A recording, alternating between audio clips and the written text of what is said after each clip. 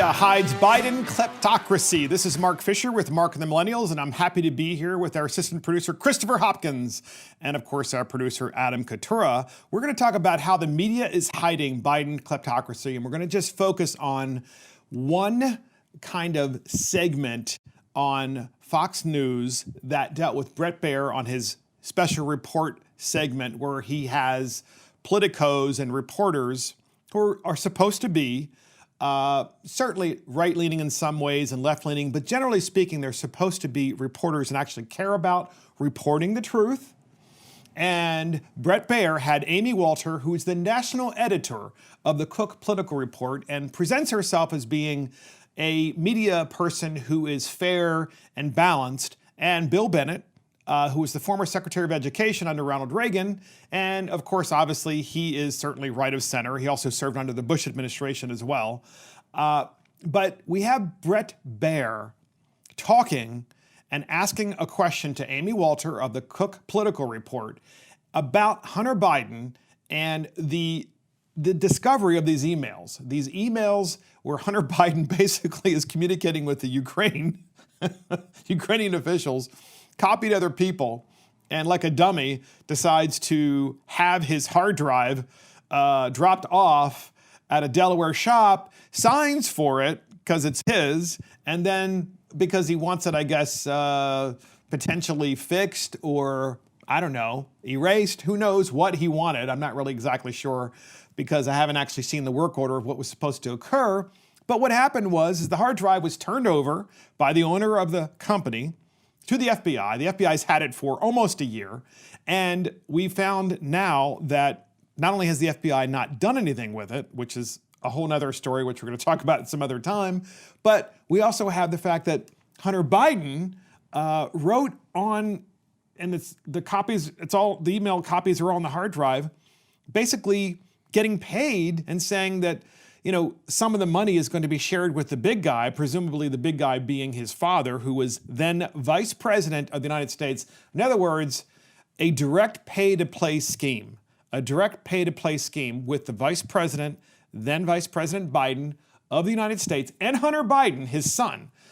So now that we know that, Bret Baier on Special Report decided to ask the question of Amy Walter of the Cook Political Report, what does this all mean? And we're going to give you an opportunity to see how crooked the media is. We have 3 clips on this. 3. You got to watch the first one, second one, third one to really understand where we're headed in this and also what the media actually thinks about us and what they should and shouldn't report. Here's the first clip. Here it is. Amy, we are learning more. The story is developing, and we'll see who picks it up or doesn't pick it up and how it's dealt with in the debate. But the politics of this, as you're in a closing argument 14 days before an election, how do you think that plays? Well, we know there are a couple of things. First of all, we've had almost 30 million people already vote. And so as the pool of voters continues to shrink, sort of last minute issues don't have the same sort of resonance. So that's Bret Baier asking Amy Walter, well, how does this play politically now that we've found these emails and we've discovered them and we're reporting them? How does that play out there with the election being only just a couple of weeks away? And Amy Walter goes, well, 30 million people have already voted. In other words, she's a reporter. What she should be saying is, yeah, this is something that should be widely investigated. Yes, it should be reported. We should be camped outside of Hunter Biden's house to ask him questions.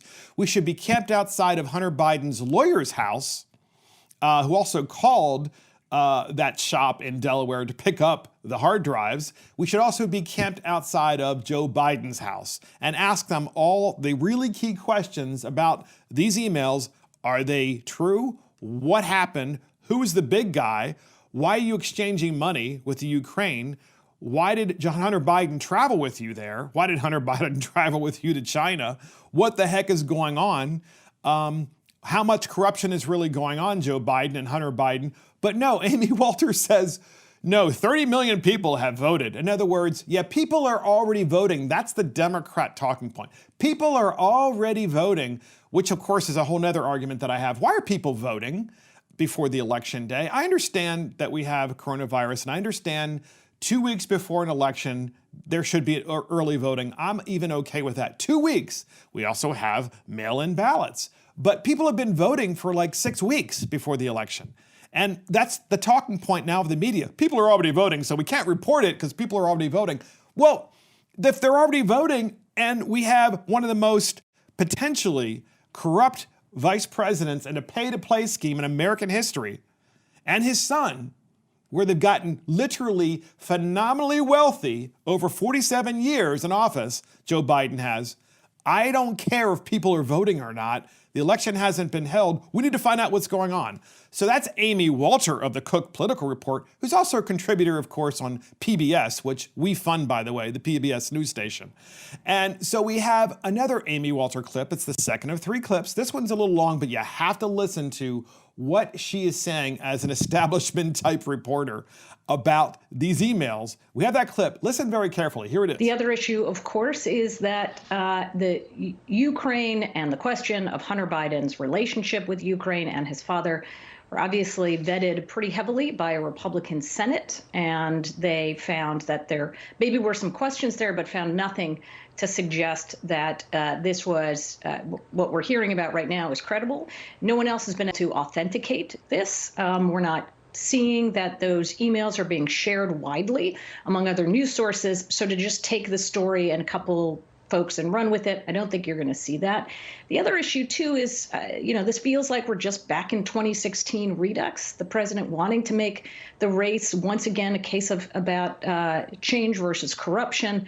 But Joe Biden is not Hillary Clinton. And the last few months here of the campaign, Joe Biden's overall favorable ratings have been or the last few weeks, have actually been ticking up. He's seen in a much more favorable light than Hillary Clinton, who had to defend her relationship with that email server and the Clinton Foundation for almost the entire campaign. So that was Amy Walter talking about the Clinton campaign from 2016. What does that have to do with right now with Joe Biden, Hunter Biden, and these crooked emails? And basically, I don't know what else you would call it other than maybe raping the American people by being in public office, by stealing from overseas. I mean, there's no more severe word that you could use that would be appropriate about what they're doing to our republic and literally destroying it from within by stealing. And she says, Amy Walter says, the emails aren't being widely distributed amongst the media. They're not being widely, reported. So why should we really even be talking about it? Because 30 million people have already voted. And, also that whole Hillary Clinton thing. I mean, Trump did the same thing with Hillary Clinton about emails because, with Hillary Clinton's emails, Trump made it look like, she was hiding things and so forth. Well, folks, she used BleachBit to basically erase. Of course, she was a lot smarter about it than stupid Hunter Biden. At least she used BleachBit to erase the emails. But not Hunter Biden. He probably wanted to keep the emails and recover them, I'm sure, because he wanted to dip back into all of the money that he was anticipating making when Joe Biden becomes president of the United States. No doubt about it. He probably wants all those emails. And as a crack addict, Hunter Biden is probably like, I don't remember any of the emails, so I just need to get them all on, so I need someone to help me. So you can see how this probably went down because, he's not the brightest bulb and Joe Biden's not the brightest bulb. But here's the thing. The media doesn't care. Amy Walter, the Cook Political Report, this is kind of like one of the standard bearers in the United States and Washington, providing breaking news stories and, journalism and investigative journalism, not interested. That's not being reported. But let's talk about Hillary Clinton. Trump did the same thing with Hillary Clinton. Therefore, he's doing the same thing all over again with these emails, and that's just wrong. So we're not going to report it because since that worked last time with Hillary Clinton, which of course had nothing to do with Donald Trump, had to do with Hillary Clinton being crooked and also being involved in the pay-to-play scheme. Look, here's the operative thing. Hillary Clinton, Bill Clinton have become phenomenally wealthy by being in government their entire lives. Joe Biden, in office for 47 years, has become phenomenally wealthy by being in government for 47 years. Donald Trump got phenomenally wealthy before getting into government and while he was in the private sector, then came into government, of course, and I'm sure his wealth has been significantly diminished by trying to do what he thinks is the right thing for the American people. So Bret Baier, we have a final clip on this. Bret Baier decides, he corrects Amy Walter and then gives Bill Bennett, the former Secretary of Education, who's also on this panel, an opportunity to comment on what Amy Walter just said. Listen really carefully because, remember, this is a hard news program, and Bret Baier rarely shows any kind of concern. He just lets people go. But this is, and I think even he knows, this is such an important story because it goes to how systemic the corruption was during the Obama-Biden administration. Listen very carefully. We had this last clip, and here it is. Just to be clear, two of the emails, Mike Emanuel, John Roberts, others, talked to people who were on the chain back in May of 2017. So they believe those to be authentic. Bill, just response to that, I want to move on. Yeah, well, a good response from the media establishment there from Amy. But supposing the shoe was on the other foot, supposing this was about Donald Trump, you think that they'd be running with these stories? You think they'd be ignoring them?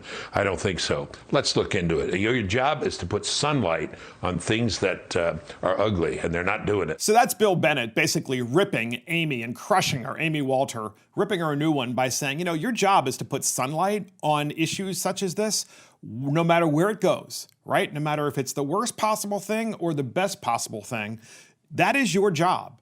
And you're supposed to be completely unbiased when you do that and let the truth go where it is because it is our republic that gets saved as a result of an honest media.